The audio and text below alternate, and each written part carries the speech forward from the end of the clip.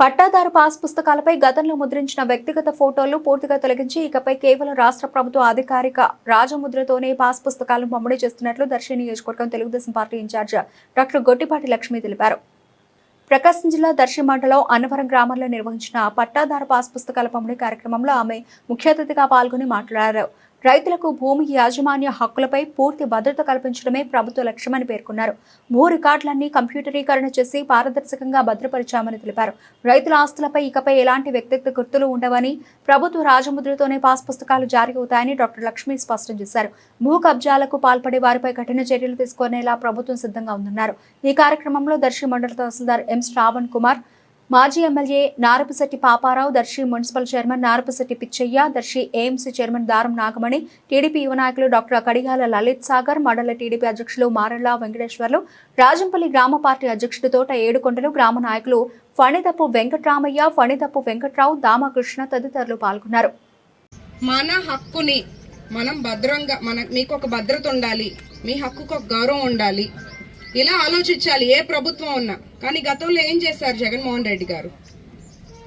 మీ ఆస్తిని కూడా ఒక పథకం లాగా వాడటానికి చూశారు. అంటే సంక్షేమం ఇస్తున్నట్టుగా మీ భూమి మీ పత్రాల మీద వారి ఫోటోలు వేసుకొని.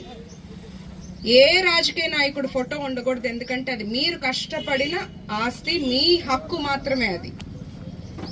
ఎలా అయితే చంద్రబాబు నాయుడు గారు ఎలక్షన్స్ ముందు హామీ ఇచ్చారో, ఇప్పుడు ప్రభుత్వం అధికారంలోకి వచ్చిన వెంటనే మీరు చూస్తే ఒక అధికార ముద్ర అంటే ప్రభుత్వ అధికారిక గుర్తుతో రాజముద్రతో పట్టాదారు పాస్బుక్ పంపిణీ చేస్తున్నాము. అంటే మీకు మీ ఆస్తికి ఒక గౌరవం ఉండాలి, ఆ గౌరవాన్ని కూడా మేము కాపాడాలి అని రుజువు చేసుకోవడానికి ఇది.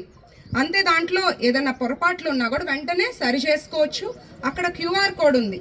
అందరూ ఆ సెల్ ఫోన్ ఆ టెక్నాలజీ వాడకపోవచ్చు, కానీ మీ దగ్గర సెల్ ఫోన్ ఉన్న వాళ్ళకి చూపించి ఇది స్కాన్ చేసుకొని భూమి వివరాలు కానీ ఆ కొలతలు అన్ని తెలుసుకోవచ్చు. మీకు ఏదన్నా ఇప్పుడు నేను వచ్చిన వెంటనే ఒక ఆవిడ నాకు చూపించారు, అందులో ఎక్కలేదమ్మా అని చెప్పి, అది నేను ఎంఆర్ఓ గారికి చెప్తాను, అది సరి చేయించే బాధ్యత మాది.